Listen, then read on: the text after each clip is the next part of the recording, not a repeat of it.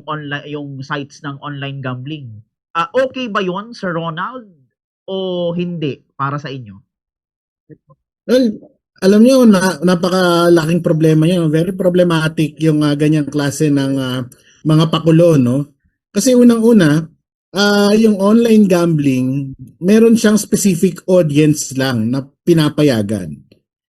Kung ang pagbabasihan natin yung edad, 21 years old pataas lang ang pinapayagan sa online gambling. Pero yung kanilang marketing stunt na ginawa ay widely distributed ng isang sikat na influencer, napakaraming nag-share, milyon-milyon yung nag-react, milyon-milyon yung nag-comment at nag-share, na hindi pasok doon sa age group na yon. 'Di ba? Ibig sabihin, kung yung industriya mo ay regulated, hindi pinapayagan yung certain age groups, yung marketing mo dapat hindi rin siya nakakarating dun sa age group na hindi pinapayagan yung ganong aktibidad, 'di ba? So, talaga ho napakalaking problema ho ng mga ganito at ini-expose po niya lalong yung mga kabataan lalong-lalo dun sa online gambling na kaya nga tayo may age barrier para hindi sila mag-engage diyan. Pero ngayon, ine-expose sila ng mga influencer na to. Napakalaking ano ho niyan, napakalaking kalokohan ho niyang pinagagagawa nila. Opo. Sabi attorney nitong, mga influencer na ito, ginagawa daw nila 'to Sir Ronald, para makatulong for charity. Ano ang masasabi niyo doon, sir? Charity pero mamimigay kang 100 iPhone sa ating mga kababayan kapalit na mag-follow sila doon sa ano. Tandaan ho natin dito kapag ka nag-follow ho kayo ng account nyo, hindi lamang ho kayo ang makakakita nito. Pati ho yung mga nasa network ninyo, yung anak ninyo, yung pamangkin ninyo, yun hong inyong kamag-anak na umiiwas na sa pagsusugal, makikita niya ho yan at may engganyo ho sila. Hindi po ba? Kung talaga kung gusto ho nilang gawin ito para sa charity, napakarami hong charitable institutions na pwede hong maging kabahagi. Napakarami ho ng ating mga kababayan na nangangailangan ng tulong na pwede naman ho nating bigyan ng tulong ng diretsyo. Hindi ho ba? So, kung ang kapalit ng pagtulong ay yung pag-i-expose sa ating mga kababayan sa online gambling, lalong-lalo ho yung mga minor de edad at yung mga kabataan, napakalaki hong kalokohan yan. Hindi ho yan charity. Alam naman ho natin na kumikita po, kumita yung influencer, kumita yung platform, di ba? Part ho ng marketing yan eh. Hindi ho ito charity work. Let's call it as it is. It's a marketing stunt designed to drive people towards online gambling platform. Opo. So, parang Sir Ronald, parang tama yung sinasabi ng ilang mga netizen na walang libre. Kasi sabi nitong mga influencer, libre daw yung iPhone. Pero wala daw libre. Wala daw ganun, sir. Tama po kayo. Kung alam nyo, wala man kayong binayaran, pero ang naging kabayaran po nun ay yung pag-follow ninyo o yung pag-like ninyo doon sa page na yan. Yun ho nga pagpa-participate nyo ho sa interaction ho doon sa kanya hong post at yung pagpunta ho doon sa page ng online gambling platform, yun ho yung transaksyon na kapalit nun. No? So, hindi ho totoong libre. Meron ho silang nakuha dyan. Opo. Eto, Sir Ronald, ano naman ang magiging sagot nyo sa argumento ng mga sumusuporta sa mga influencer na ito or yung mga sumusuporta dito sa mga influencer na ito na nagsasabi, ay, ang sabi lang naman mag-follow, hindi ka naman hinihikayat magsugal. yung iba naman ang sabi, Sir Ronald, ay nasa sa tao lang naman yan nasa sa tao yan kung magsusugal siya. Itong influencer na ito, pre-promote niya lang naman. Tao pa rin daw ang maghuhusga or tao pa rin ang magde-decide kung magsusugal siya o hindi. Ano ang sagot niyo dun, sir, sa argument na yon? Tama naman yon. Tao pa rin yung maglalaro. Tao pa rin yung pupusta. Pero tandaan ho natin, kung hindi ho sila nahimo, hindi naman po sila mapupunta doon, di po ba? Kung wala akong nagdala sa kanila doon, hindi ho sila makakarating doon. So, kailangan po, yung mga ganito hong mga marketing strategies, pinag-iisipan ho talaga. Hindi ho ito, kumbaga basta, bumili ka ng 100 iPhone, pamigay parapol mo pero mag-like muna sa page mo at sa page namin.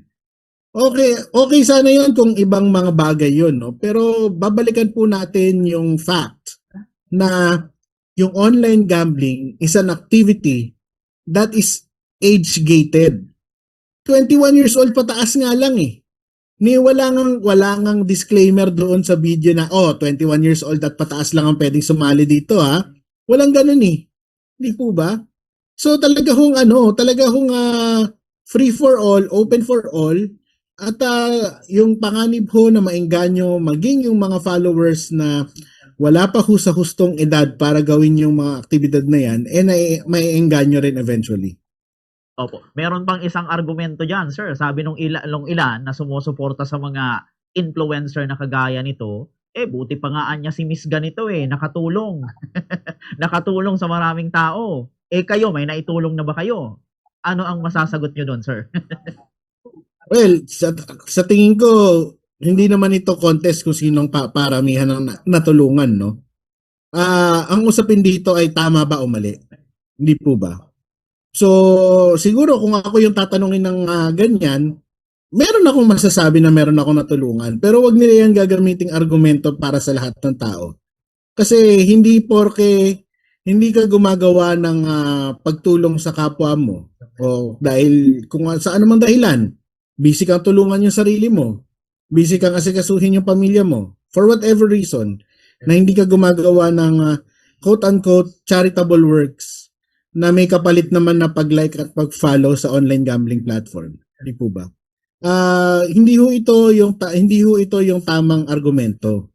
Babalik po tayo doon sa tama ba o mali yung pag-iendorso ng isang online gambling platform na lisensyado ng ating gobyerno sa audience na hindi dapat kabahagi ng kanilang market.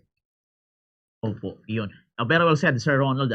Paano, sir, kung sabihin pa nitong mga kampo ng influencer na sabihin nila, ay, legal naman yung pinopromote kong gambling. Mabuti sana kung illegal yung pinopromote ko. Legal naman eh.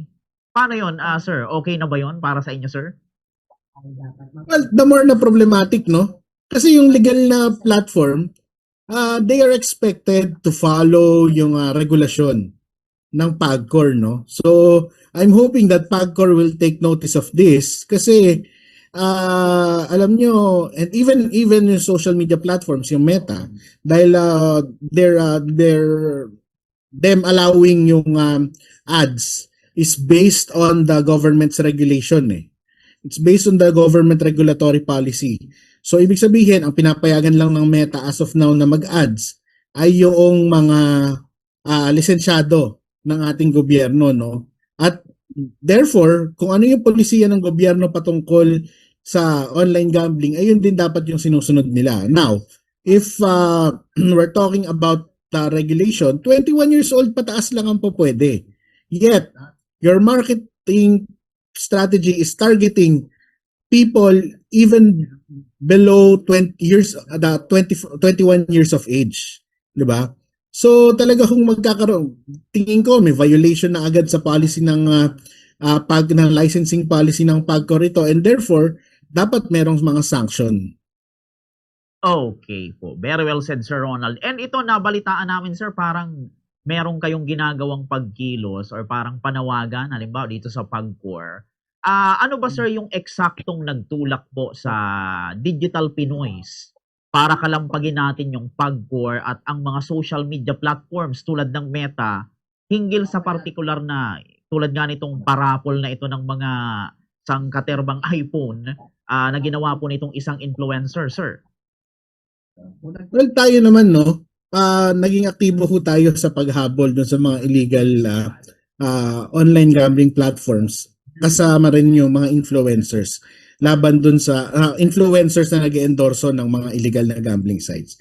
Hinabol natin sila, nireklamo natin sila, kinall out natin sila, at kasama ho ng Cybercrime Investigation and Coordinating Center, meron hong mga sampahan ng kaso, no.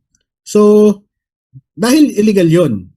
Ngayon, na expectation natin sa mga nag-ooperate legally, yung may mga lisensya galing sa gobyerno, sumusunod sila dapat doon sa patakaran.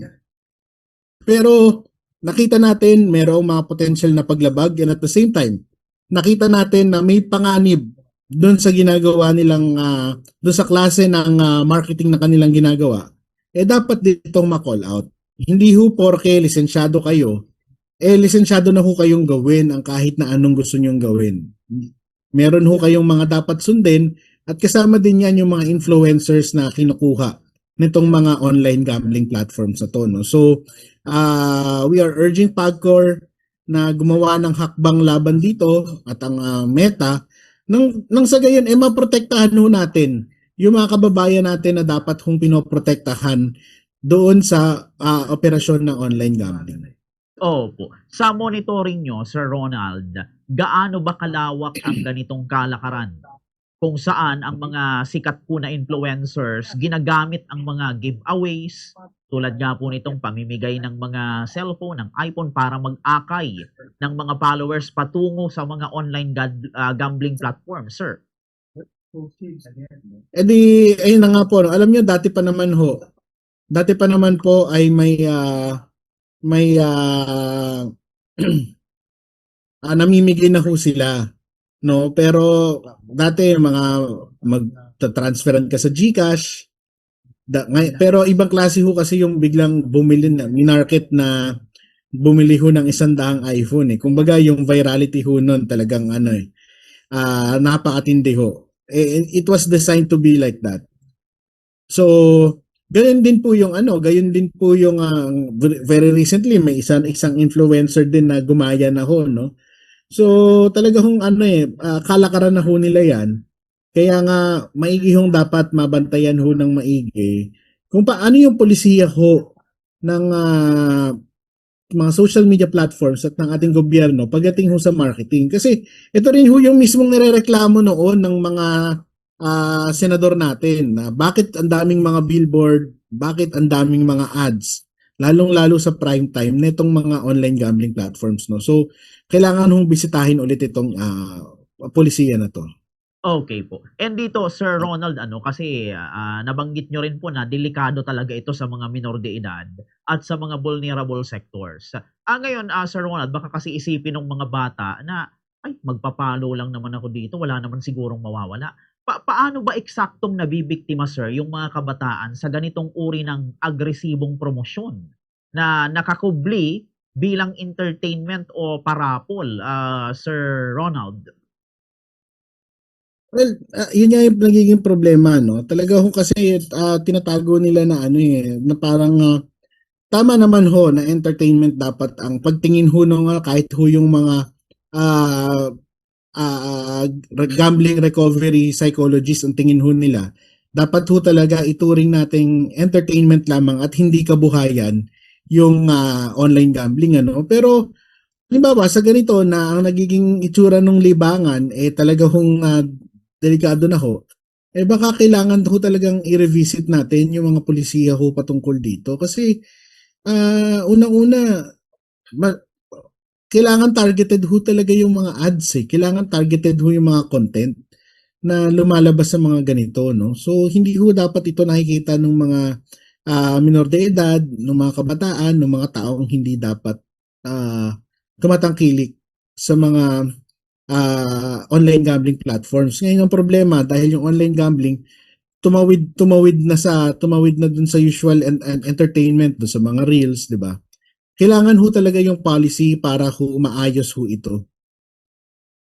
Okay po. Para sa kaalaman ng publiko, sir, may mga nakikita ba kayo, sir, na paglabag sa batas o sa mga regulation ng PAGCOR kapag ang isang lisensyadong online gambling operator gumamit ng mga ganitong promotional tactics sa social media, sir?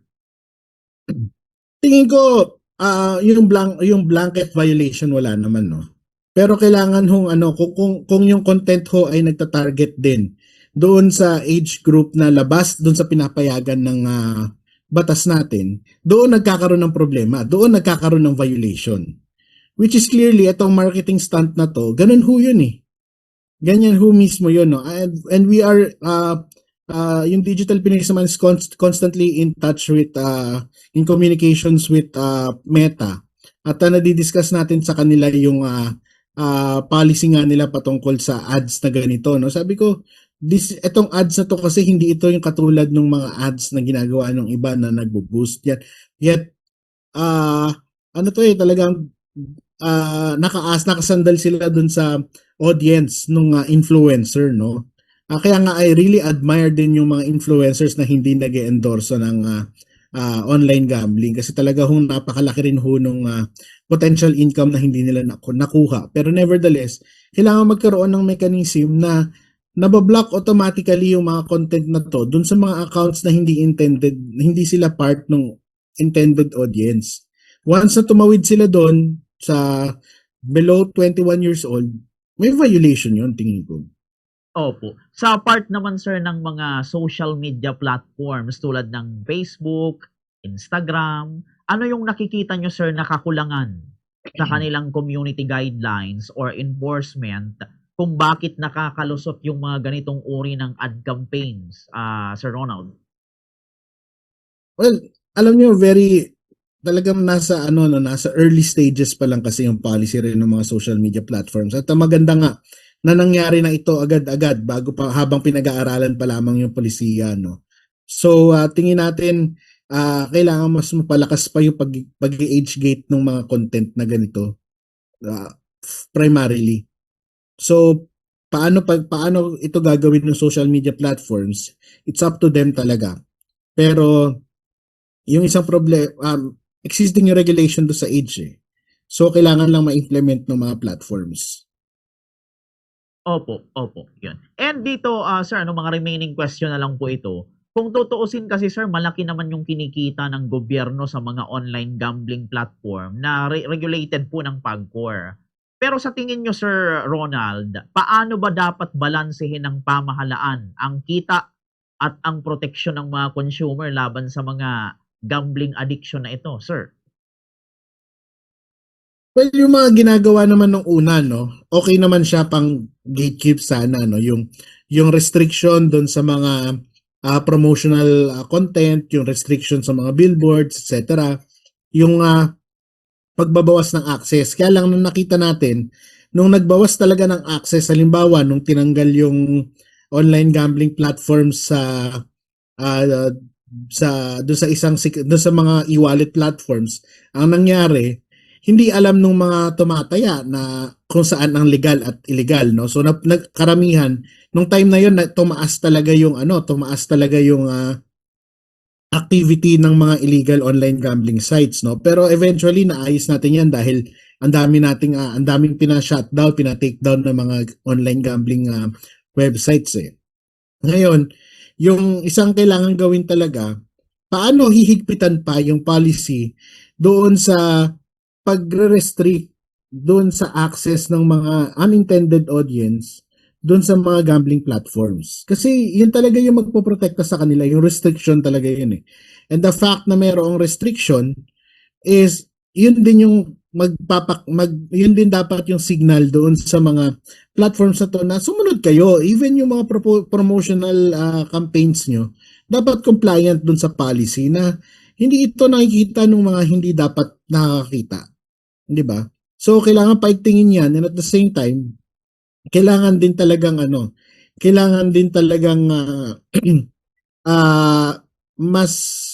maging mas proactive ng PAGCOR dun sa pagko-call out sa mga kumpanyang lumalabag dito.